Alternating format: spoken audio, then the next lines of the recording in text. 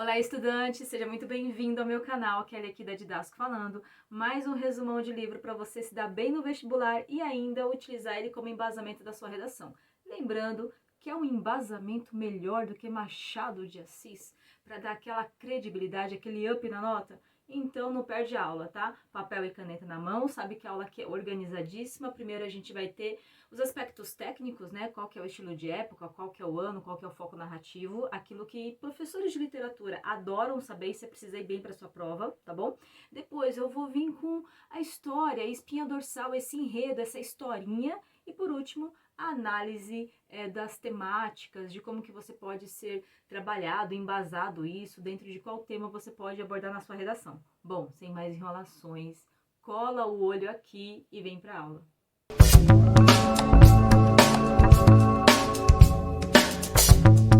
Bom, a obra que a gente vai tratar hoje é Papéis Avulsos de Machado de Assis.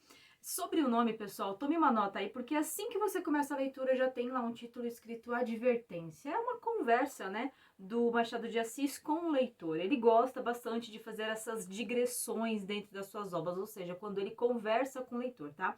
E aqui ele faz uma advertência, ele faz uma explicação dizendo que Machado de Assis, muito irônico, ele começa dizendo que esse título aí, Papéis Avulsos, você começa a ler e fala, tá bom, são histórias desconexas que um tema não tem nada a ver com outro texto, tá bom, já entendi, porque afinal de contas são 12 contos, tá? 12 contos. Então você começa a falar, tá bom, nenhum texto, nenhum conto vai ter ligação com o outro não. Ironicamente, eles estão interligados. De novo, cara! Ironicamente, eles estão conectados com pontos em comum, com pontos com temas que ele vai criticar ao longo desses 12 contos, tá bom? Então tome nota disso, porque isso já é uma questão de vestibular. Bom, a nossa aula é organizadinha, né? Então vem aqui para nossa informação técnica, tá? Aquelas informações que a sua professora na prova de literatura adora que você saiba. Então vem comigo. Bom, a obra foi publicada entre 1875 e 1882 em jornais da época, né? Em folhetins, e depois foram compiladas, né? Foram juntadas esses 12 contos aí numa obra, num livro, tá? Alguns contos vão ser em primeira pessoa, outros em terceira pessoa e outros vão ser bastante diálogos entre pessoas. Essa é uma obra do realismo, você vai ver bastante crítica aí, digamos que ele tira essa cortininha rosa da situação e escancara a crítica dele, tá? De forma bem irônica, como Machado de Assis faz. A maioria ali das regiões são centros urbanos, são cidades, algumas ali dá nome.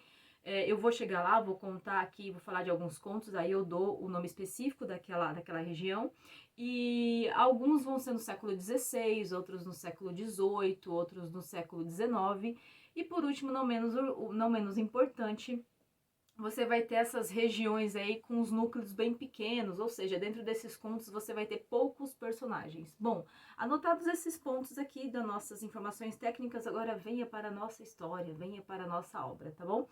Eu vou começar falando um pouquinho dos contos ali, digamos, que ainda não caíram nos vestibulares, que são contos, são 12 contos, que são contos que dão menos atenção, tudo bem? E depois eu vou deixar a cereja do bolo para o final. O melhor está no final. Vem comigo. A gente tem um conto chamado O Empréstimo, que trata ali, vai ser um diálogo entre dois amigos. Digamos, que tá sempre devendo, que tá sempre sem nada, e outro que tem pouco. Ele tá falando ali do quanto que há uma mesquinharia em quem tem pouco e não quer emprestar na realidade, e quanto que há uma questão meio de preguiça, de falta de atitude, de falta de ir pra vida dessa pessoa que sempre pega emprestado, né?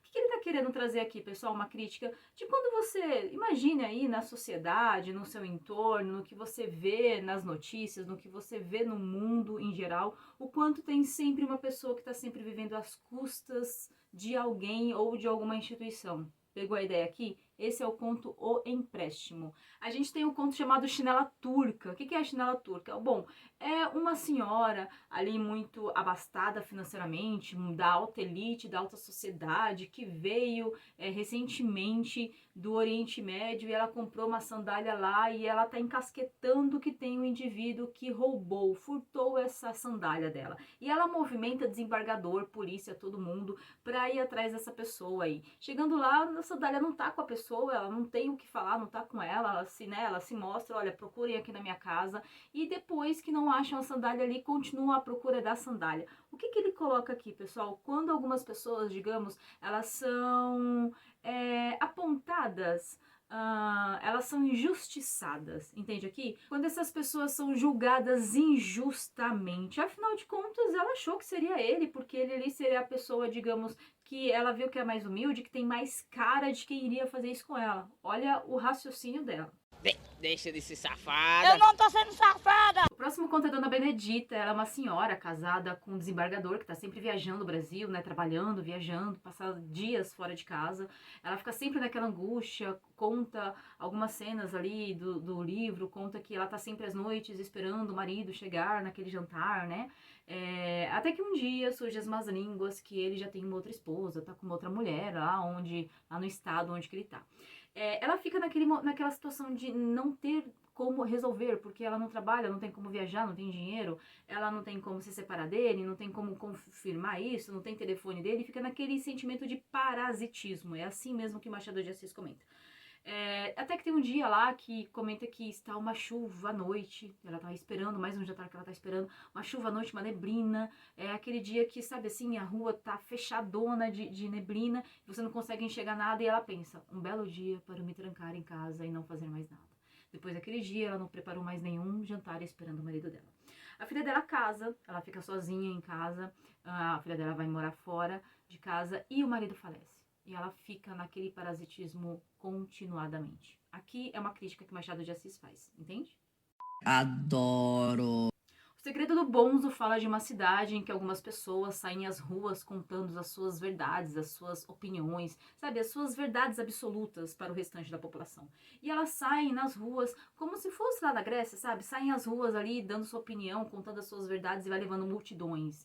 Outras pessoas começam a ver essa situação e acham isso legal, acham isso bonito, porque afinal de contas quem faz isso é famoso, quem faz isso é bem admirado, enfim. Até que o narizes dessas pessoas que andam contando as suas verdades aí pelo mundo começam a ficar narizes deformados. Sim, elas buscam ajuda lá de um médico. O médico dá uma sugestão de todo mundo tirar esse nariz, todo mundo arrancar o nariz, e toda a população que estava com o nariz deformado fica sem nariz.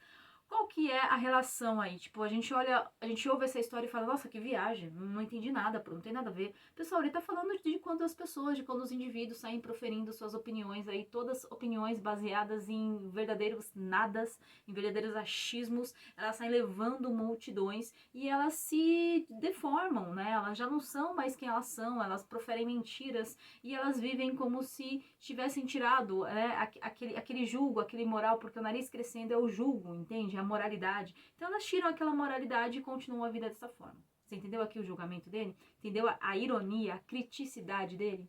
Eu não ouvi o que eu ouvi? Tem o Teorema do Medalhão. O Teorema do Medalhão é um diálogo entre pai e filho. O pai é esse medalhão. O medalhão na época era como se fosse um desembargador também. Alguém muito importante, funcionário público. E esse desembargador que não viveu quase nada, que não tem uma experiência de vida, que não é bem quisto pela população, que ele não tem fama, que ele não fez quase nada mesmo, não deixou nenhum legado. Ele tá contando para o filho como se ele tivesse deixado. Ele tá contando para o filho como se ele fosse ali um homem digno, honrado, que já deixou um legado, que fez vários feitos, que deixou uma história naquela população. E não deixou nada não, viu? É mentira! Ele conta ali, tanto que Machado de Assis termina assim, alguém que nunca fez nada, contando como se tivesse feito. Sabe aquelas pessoas, aquelas instituições, aqueles indivíduos, aqueles seres humanos, que eles contam a sua vida como se fosse um grande feito, mas você que conhece realmente a verdade daquilo, você sabe que é pura hipocrisia, né? Aqui também está uma crítica velada, de repente, a grandes indivíduos que se auto-intitulam, né, personagens públicos ou não, que se auto-intitulam, digamos, indivíduos de grande feitoria, de grande denominação, e na realidade não é bem isso. Você entendeu, velho? O espelho. O espelho fala do Jacobino. Jacobina, ele é um soldado ali muito bem quisto no exército, muito bem treinado, é um militar ali muito admirado pela sua pompa, até que ele vai ficar na casa de uma tia, essa tia é rica, tem vários empregados, a tia mima ele, os empregados mimam ele, enfim, ele é sempre idolatrado, entende? Bom, Até que a tia dele vai viajar e os empregados já pararam de mimar ele. Ele já não é, digamos, visto com tanto cuidado, tanto mimo, tanto zelo. Até que um dia ele se olha no espelho e ele fala que ele não se reconhece mais. Olha o que Machado de Assis está fazendo, pessoal, está comentando, está narrando aí. Quando você só se admira pela bajulação dos outros. Quando os outros deixam de te bajular, você já não se reconhece mais. Ele olhou no espelho e ele não se reconhecia, Jacobina. E assim termina o conto. Eu não mereço isso. Na arca ele faz uma semelhança com a arca de Noé, como se fosse ali um senhor, um pai de família, que vê que o mundo vai acabar, que a terra vai se acabar, vai entrar num dilúvio, e ele constrói também uma arca para chegar em tal lugar, e quando ele está ali, digamos, saindo daquela região, que ela está se acabando, ele já vai fazendo planos para os 3 filhos dele. Esses 3 filhos, cada um deveria dividir a terra. Bom, pessoal, aí surge uma discussão, aí surge... O conto começa assim e já começa com a briga e a briga vai até o final do conto. Essas pessoas, esses filhos que nem tinham a terra na mão já começam a discutir, já começam a brigar, já começam a ambicionar como que eles iriam dividir. Tem até um momento que fala que tem um único rio, esse rio é o que fica mais perto das 3 regiões, né, dessas 3 divisões aí da terra. E que aí começa uma briga maior ainda, né? Uma briga mais infinita ainda, porque todo mundo, obviamente, quer o rio, porque o rio vai ser uma forma de você ter vida aí nessa região, né? Tanto para a agricultura, quanto para a vida das pessoas, enfim. E o que o Machado de Assis termina esse conto falando? Olha só, eles já começam brigando pela divisão daquilo que ainda nem é deles. Ele tá falando da ambição, ele tá falando daquele comportamento de quantas pessoas são muito sovinhas, sabe? De quando você ali, em nenhum momento tem uma discussão da família, ou então ir juntar tudo e cada um ficar com uma parte, ou então é de todo mundo e as casas ficam juntas. Não há uma validação ou uma valorização do laço familiar. A única coisa que tá em jogo ali é a questão do dinheiro. Essa é a crítica que ele faz. Eu não assumo esse BO. E agora eu quero chegar na melhor parte da aula, que é o conto O Alienista. Pessoal, o Alienista, ele é uma crítica para a ciência, ele é uma crítica para o governo. Olha só o que ele fala aqui. Bom, tem lá o Simão Bacamarte. Simão Bacamarte, ele é um cientista, um médico, que mora fora do Brasil, tá na Europa, e lá ele se gabaritou, lá ele estudou, lá ele fez medicina e estudou psiquiatria. Aí ele vem para a cidade dele, que é Itaguaí. Ele chega em Itaguaí, inclusive raros contos dão nomes dos locais, tá bom? Ele chega lá em Itaguaí e aí ele começa a avaliar essas pessoas, né? Ele constrói um manicômio na cidade, que é Casa Verde, chamada de Casa Verde porque é esperança, entende? De quando você tá ali perdido e tal. E aí ele começa a avaliar essas pessoas e vai identificando certas loucuras, certas insanidades no comportamento dessas pessoas. Pessoal, ele vai examinando e vai diagnosticando cada um com um problema, cada um com uma questão psiquiátrica ali, cada um com um diagnóstico, entende? Uma síndrome. E coloca essas pessoas pro convento. E vai. Chega um momento da narrativa que tem mais pessoas dentro do manicômio do que fora do manicômio. Você entende aqui? Bom, aí ele para tudo, ele começa a analisar, começa a estudar, ele faz o seguinte então, vamos fazer o seguinte, eu vou tirar todo mundo do manicômio e vou revisar isso de novo, eu vou fazer um outro diagnóstico, eu vou fazer uma outra avaliação com essas pessoas, tira todo mundo de lá e ele vai fazendo novos diagnósticos e vão encontrando os problemas pontuais, olha só, problemas pontuais, ele já não diagnosticou a pessoa como um todo, não rotulou ela de uma certa forma, agora já é uma questão pontual, sabe? Ela só é isso, mas no outro ponto ela é normal, ela só apresenta aqui uma questão adversa que está atrapalhando ela numa harmonia social, então é só um ponto aqui, digamos, isolado da personalidade dela, não é tudo não, hein? Aí ele pega esses pontos isolados, essas pessoas que apresentam esses pontos isolados que causam desarmonia social e colocam para dentro do sanatório, do manicômio. Bom, chega um momento também que aí ele percebe que tá no mesmo ciclo, tem mais pessoas lá dentro do que lá fora. E tá tudo errado de novo. Aí ele solta todo mundo, de novo, e ele se autoavalia. E ele vê que na realidade, o louco era ele. Que era ele que estava fazendo um diagnóstico errado. que era ele que estava se equivocando, que era ele que estava querendo, sabe, quando o cientificismo, quando o próprio indivíduo, ou então a própria sociedade, ela vai se autodiagnosticando. Um exemplo aqui, tá? Um exemplo. Você lê lá um comentário na internet, ou um texto na internet que fala sobre uma síndrome XYZ. Aí você lê e você se enquadra naquilo. Ou então alguém te enquadra naquilo e fala que você é aquilo que você tem. É mais ou menos isso que ele está falando. Até chegou no momento que ele mesmo se achou que era o insano. Ele era o insano. Ele se autodiagnosticou e ele ficou preso a vida inteira lá no manicômio dele, dentro da casa dele que ele tinha construído.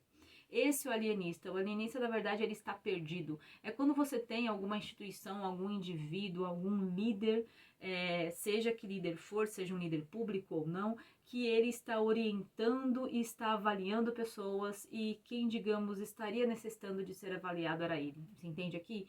Quando ele está ali julgando os demais e quem deveria merecer, né? Quem merece um crivo, quem merece uma avaliação é ele na realidade. Você entende aqui quando ele fala que quando você está julgando o outro, você deveria se auto-julgar, você deveria se auto-avaliar. Olha a criticidade de Machado de Assis. E claro, para fechar, quais são as temáticas que a gente pode abordar? Bom, quando fala de redação, eu tenho 3 temáticas aqui. A questão da minoria social, quando ele fala de indivíduos que não fazem parte de uma nata da sociedade, da elite da sociedade. Quando ele fala de educação, de pessoas, de indivíduos que carecem de consciência, carecem de informação, carecem de conteúdo, de conhecimento para que elas se conheçam, conheçam o mundo à sua volta e saibam do seu papel e do seu cargo social. E por último, a questão da saúde, né? Afinal de contas, ele está mostrando ali o próprio Simão Bacamarte, que se denomina um cientista muito renomado e que no final de tudo ele mesmo se coloca à prova, ele mesmo não sabe mais como que ele avalia, não sabe mais qual que é a sua sanidade. Quando a ciência, ele também fala, ó, vem cá, em determinados momentos a ciência ela também se colocou como errada, viu? Ela foi refutada ao longo do tempo, tá? Então dentro dessas 3 temáticas, minoria social, educação e saúde ou ciência. Pegando aqui agora para as questões, né, que o Machado de Assis abordou ali. Você viu que teve hipocrisia, você viu que teve corrupção, teve a questão do vazio interior do indivíduo, quando ele quer parecer ser algo, mas ele não é. Aquele indivíduo que ele só se valida na bajulação ou que ele é muito influenciado pela crítica, né, quando ele não se fomenta, quando ele não se alimenta. Também falou bastante das máscaras sociais. Ele criticou bastante essa elite que ela é hipócrita, que ela quer parecer ser algo, que ela se vangloria, né? Como se vomitasse caviar e comesse ovo, sabe? Quando ela se vangloria de adjetivos e qualidades para si, feitos em uma certa profundidade, mas ela não mantém, ela não tem essa base, ela não tem esse legado, ela não tem essa história. E por último, não menos importante, você viu ali na sociedade do Burgo, né, onde os narizes cresciam, quando eles falam dos, digamos, os falsos profetas, ou então as pessoas públicas que parecem conhecer de forma aprofundada sobre algo, mas não conhecem sobre aquilo, elas não vivenciam aquilo. Digamos que elas não têm repertório para aquilo, elas saem vomitando suas verdades aí como se fossem verdades absolutas, mas sempre de forma artificial e superficial, porque conteúdo mesmo, informação mesmo, estudo, elas não têm, evidências daquilo, elas não têm. Cadê seus estudos? Agora sim, compartilhe esse vídeo para aquele amigo, para aquela amiga que você também sabe que vai fazer a prova, que estava perdidaço com o conteúdo, que você gosta muito e você sabe que ele vai gostar do conteúdo do vídeo. Comenta aqui algum outro tópico que você gostaria de ver ou que você achou mais interessante aqui ao longo do nosso vídeo. E claro, as inscrições do nosso curso de redação estão abertas lá no link das redes sociais, YouTube, Instagram, onde você estiver vendo isso daqui, link na bio ou então link na descrição desse vídeo aqui para você ir direto para o curso e ter um conteúdo assim organizado, muito mais aprofundado nos nossos cursos, tá bom? Para você sair da minha aula preparadíssimo para a prova e para a redação, tá? Pessoal, muito obrigada por hoje, espero ter colaborado e vai lá, gabarita essa redação.